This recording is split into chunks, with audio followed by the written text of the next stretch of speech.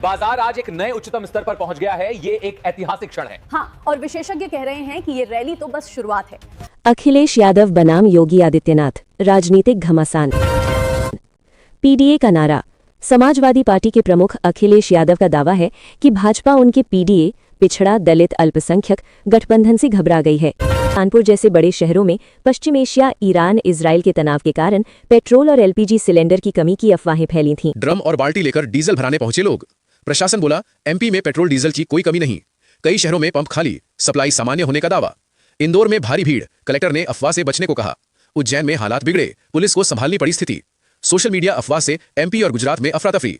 जरूरत से ज्यादा ईंधन जमा करने लगे लोग, स्टॉक खत्म। अफवाह फैलाने वालों पर सख्त कार्रवाई की चेतावनी। सरकार ने कहा, घबराए नहीं, सप्लाई पूरी तरह सामान्य।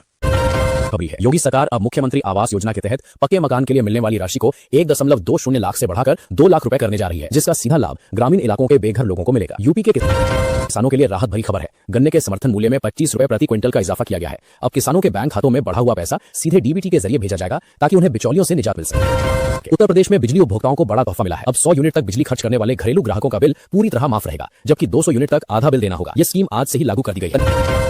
मंगला योजना की राशि में बड़ी बढ़ोतरी हुई है। अब बेटियों के जन्म से लेकर उनकी पढ़ाई तक सरकार कुल 25,000 रुपए की आर्थिक सहायता देगी, ताकि प्रदेश की बेटियों की शिक्षा और स्वास्थ्य का स्तर सुधारा जा सके। यूपी के संविदा कर्मचारियों और मानदेय पर काम करने वाले शिक्षा मित्रों व आंगनबाड़ी कार्यकर्ताओं के लिए अच्छी खबर है। उनके मासिक मानदेय में 15% की भारी वृद्धि का शासनादेश जारी कर दिया गया है, जो इसी महीने से लागू होगा। उत्तर प्रदेश रोडवेज की बसों में अब 60 साल से अधिक उम्र की महिलाएं मुफ्त में सफर कर सकेंगी। परिवहन विभाग ने सभी डिपो को निर्देश दे दिए हैं कि आधार कार्ड दिखाकर बुजुर्ग महिलाओं को फ्री पास की सुविधा तुरंत मुहैया कराई जाए। जीविका दीदी और स्वयं सहायता समूहों से जुड़ी महिलाओं के लिए सरकार ने नया रोजगार फंड जारी किया है। अब अपना छोटा बिजनेस शुरू करने के लिए यूपी सरकार बिना ब्याज के 1 लाख रुपए तक का लोन दे रही है, जिससे महिलाएं आत्मनिर्भर बनेंगी। उत्तर प्रदेश के राशन कार्ड धारकों के लिए बड़ी अपडेट है। अब कोटे की दुकानों पर गेहूं चावल के साथ साथ दाल, नमक और चीनी भी मुफ्त दी जाएगी। खाद्य विभाग ने गोदामों से राशन की उठान प्रक्रिया तेज करने के निर्देश दिए हैं। मुख्यमंत्री युवा स्वरोजगार योजना के तहत अब यूपी के युवाओं को उद्योग लगाने के लिए 25 लाख रुपए तक का लोन 50% सब्सिडी के साथ मिलेगा। सरकार का लक्ष्य है कि इस साल प्रदेश के 5 लाख युवाओं को अपना स्टार्टअप शुरू करने में मदद की जाए। यूपी के गौपालकों के लिए नंद बाबा दुग्ध मिशन के तहत बड़ा ऐलान हुआ है। अगर आपकी गाय ज्यादा दूध देती है तो सरकार आपको 15,000 रुपए तक का नकद इनाम और गाय के चारे के लिए हर महीने अलग से भत्ता प्रदान करेगी। शुरू किया गया है, जिसके तहत प्रदूषण नियंत्रण के लिए बड़े स्तर पर काम होगा। इस परियोजना से न केवल पर्यावरण में सुधार होगा, बल्कि रोजगार के नए अवसर भी बनेंगे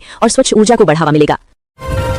प्रदेश के मौसम में बदलाव देखने को मिल रहा है। जहां कुछ जिलों में शुष्क मौसम बना हुआ है, वहीं पश्चिमी उत्तर प्रदेश के कई इलाकों में बारिश और तेज हवाओं की संभावना जताई गई है। मौसम विभाग ने किसानों और आम लोगों को सतर्क रहने की सलाह दी है। वाराणसी नगर निगम ने इस बार लाइसेंस शुल्क वसूली में नया रिकॉर्ड बनाया है, जहां 4 करोड़ रुपए से अधिक की राशि जमा की गई है। प्रशासन ने बकाया भुगतान करने वालों को 31 मार्च तक का समय दिया है, जिससे राजस्व में और वृद्धि की उम्मीद जताई जा रही है। मुरादाबाद में एक बीडीएस छात्र को आतंकी संगठन के लिए काम करने के आरोप में गिरफ्तार किया गया है। एटीएस की जांच में सामने आया है कि वो कई जिलों में नेटवर्क फैलाने की कोशिश कर रहा था, जिससे सुरक्षा एजेंसियां सतर्क हो गई हैं और जांच को तेज कर दिया गया है। बरेली में पंचायत के दौरान हुए विवाद ने हिंसक रूप ले लिया, जिसमें एक युवक ने अपनी सास और साली की हत्या कर दी। पुलिस ने आरोपी का पीछा करते हुए मुठभेड़ में उसे मार गिराया, जिससे पूरे इलाके में सनसनी फैल गई और सुरक्षा व्यवस्था बढ़ा दी गई है। लखनऊ, वाराणसी और आगरा में नामित पार्षदों के जरिए राजनीतिक समीकरण बदलते नजर आ रहे हैं। इससे भारतीय जनता पार्टी की स्थानीय स्तर पर पकड़ मजबूत हुई है और संगठन विस्तार की दिशा में नए कदम उठाए जा रहे हैं। लखनऊ के एक अस्पताल में मरीज की मौत के बाद परिजनों अफवाह से पेट्रोल पंपों पर लंबी लाइनें, लोगों में हड़कंप। ड्रम और बाल्टी लेकर डीजल भराने पहुंचे लोग। प्रशासन बोला, एमपी में पेट्रोल डीजल की कोई कमी नहीं। कई शहरों में पंप खाली, सप्लाई सामान्य होने का दावा।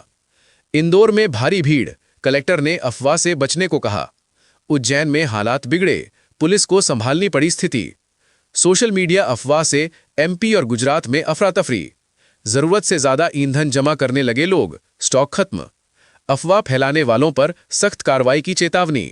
सरकार ने कहा, घबराए नहीं, सप्लाई पूरी तरह सामान्य।